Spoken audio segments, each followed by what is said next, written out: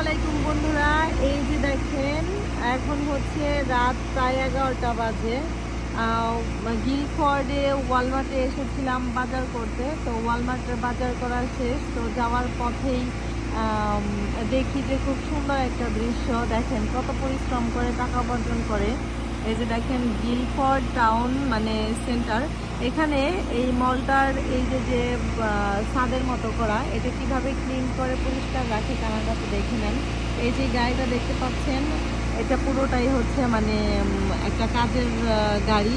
মূলত এখানে অনেক অনেক জিনিস আছে। আর ওই যে এখানে দেখেন আঙ্কেল কত সুন্দর পাইপের মাধ্যমে মানে ওয়াটার দিয়ে মানে পানি দিয়ে ক্লিন করতেছে উপরটা কত সুন্দর করে এই যে দেখেন মানে খুব সুন্দর। আর রাত 11টার দিকে মানে কাজ করতেছে, কারণ মলটা বন্ধ হয়ে গিয়েছে।